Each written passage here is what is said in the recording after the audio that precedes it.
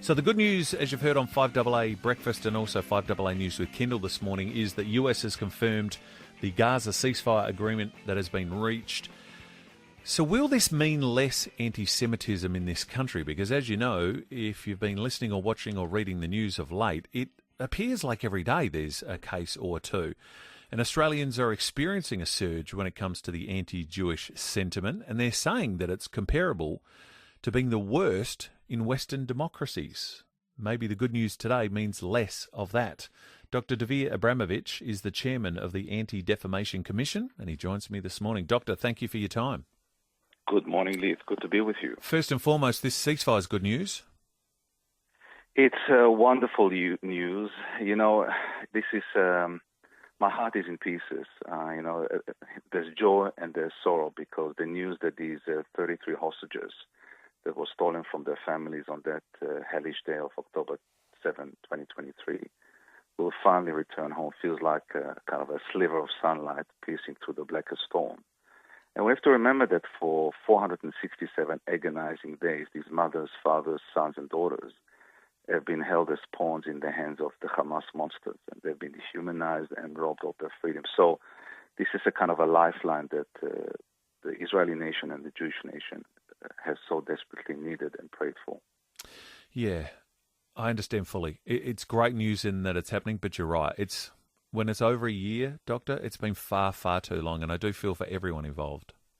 And, I think of the families who are still waiting. Their homes empty, their hearts heavy with despair, and it's a reminder that we have to pray that the remaining hostages that are kind of withering in the darkness of Gaza will soon break free from this nightmare and will return to the loving arms of their families.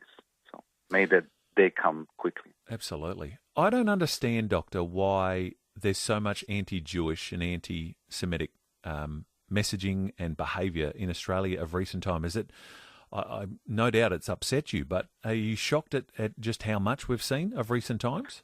No, I think the only surprise is that anybody is surprised by the hurricane of anti-Semitism that has been sweeping through our nation over the last 15 months. And we have to remember, people talk about after October 7th, that before October 7th, we were at historic highs of anti-Semitism.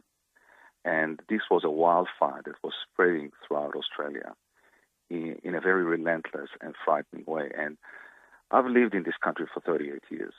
I always thought that I was welcome and I was safe and I was included. And over the last 15 months, that perception has been shattered. And I think it's a feeling that is shared by many Australian Jews, those that were born here or those who immigrated here, that this is no longer the Australia that we know. And I think this groundbreaking report from the Anti-Defamation League confirms that. Why? Why is it turned? I'm looking at the figures. So they're saying that research found that 20% of Australians, 20%, Doc, 1 in 5, held a elevated level of anti-Semitic attitudes. That's worse than Britain, France, the United States, Germany, New Zealand. And if you compare it a decade ago, it was 14%. So again, it's risen another 6. Why? Well, and by the way, we should also say that alarmingly, nearly 1 in 5 Australians expressed favorable views towards Hamas, a terrorist organization. And we have the staggering 33% among those aged 18 to 34. So this isn't just numbers. It's a warning sign. It's an alarm bell that something is very wrong in this country. And the fact that we've got a 6-point leap in anti-Semitic beliefs in Australia in just 10 years is nothing short of a catastrophe. Because every one of those 6 points represents millions of people who have been fed and accepted lies about Jews. And this is the kind of breeding ground for violence, for hate crimes. And the fact that, over the last few months, we've had a firebombing of a synagogue, which is really a red line that nobody thought would be crossed. The fact that over the last week we've had 2 synagogues in Sydney being vandalized with the Nazi swastika, the ultimate emblem of annihilation and destruction, tells us that Australia, we have to wake up, that we are staring down the barrel of a national disaster and we have a monumental problem on your hands. I mean, the fact that, I want your listeners to think about this, that there are 4.2 million of our fellow citizens who hold anti-Semitic beliefs. It's really an indictment of our collective failure to confront this vicious hatred head-on This is, I don't want to be too dramatic, but it's an earthquake shaking the very ground beneath us. And it's a reflection of the kind of society that we've become.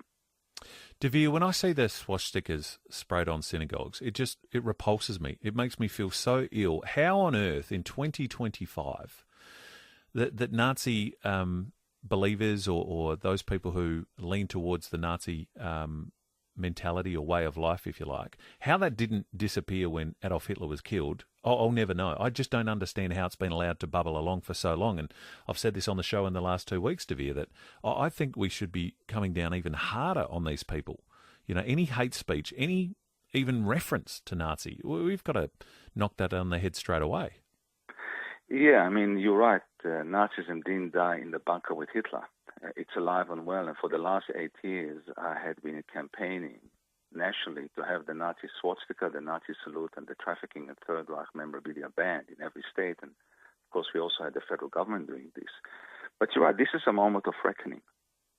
And we need immediate, decisive action. I think the first thing that we need to do is that mandatory Holocaust education must be enshrined in our schools. So no child should live without knowing the horrors of history and the cost of being indifferent, of being a bystander. The other thing, and I agree with you, that we need is tough, unyielding hate crime laws. We have to have those laws that leave no room for ambiguity or leniency. So anybody who scrawls Nazi swastikas or commits anti-Semitism or any crimes of bigotry, they have to be met with the full weight of justice. And enough with the hollow statements, enough with the empty outrage. Because let me tell you, if we allow this cancer to spread further, we're not just failing the Jewish community, we are failing Australians as a whole. And Simon Wiesenthal, the Nazi hunter, used to say, it may begin with the Jews, but it won't end with the Jews. If you think this is only a problem for the Jewish community, you're wrong. Because where anti-Semitism dwells, all forms of bigotry flourish. And let me say this to your listeners. The time to act is now, not tomorrow when it's too late, today. We had a situation last week, Dvir, where there were protesters on one of our streets in the city, masked. They had a hateful message of stopping mass deportation now, but they don't have any courage, Dvir. They're all hidden, and the only reason they got fined was because they hid their face. So you can now channel Nazi rhetoric. You can now dress as a Klansman, albeit in a different colour, and the only reason you get fined is because you hide your identity in public. It doesn't seem strong enough for me, Dvir. It isn't, and I think we are teetering on the edge of a moral abyss.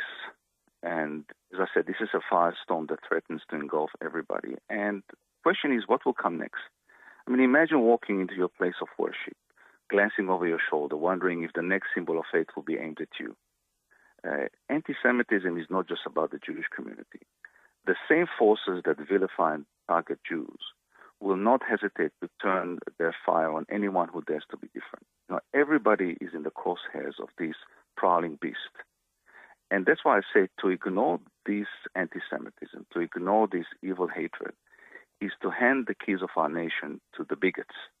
And I think it's paving the way for an Australia that will be fractured, will be fear-ridden, and it's not the kind of Australia that I want to live in. So we have to stop pretending that this is someone else's problem. Anti-Semitism is a dagger in the back of every Australian value that we claim to stand for. And when we talk about the Nazi swastikas, I always mention the brave diggers who sacrificed their lives to defeat Hitler's regime. When somebody scrawls a Nazi swastika or targets Jews, they're spitting on the memory of our brave soldiers who sacrificed their lives to defeat the evil of Nazism. So anti-Semitism is like, the flu. Once it's out in the bloodstream, it's very difficult to get rid of it.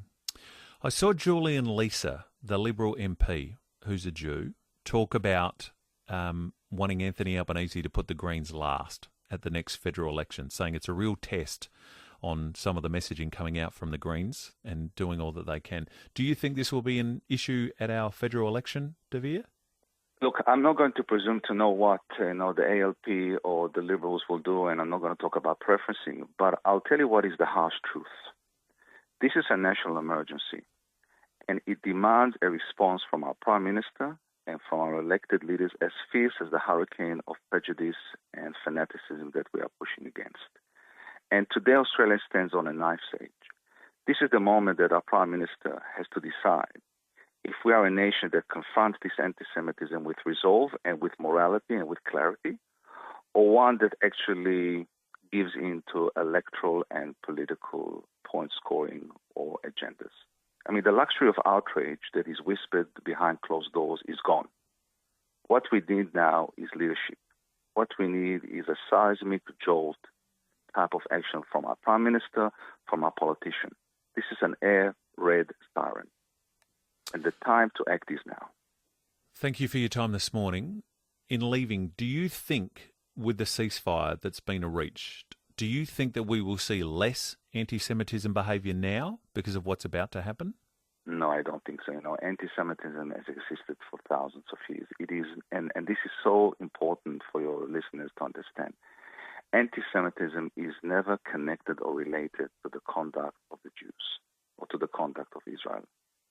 It is an evil intolerance and prejudice that thrives and dwells on inaction and silence. And let history record, when hatred knocked on our door, we as Australians slammed it shut with the full force of our collective will. This is about who we are and also about who we refuse to become. Thank you for your time this morning. I appreciate your words. Thanks again, buddy. Dr. Dvir Abramovich is the chairman of the Anti-Defamation Commission.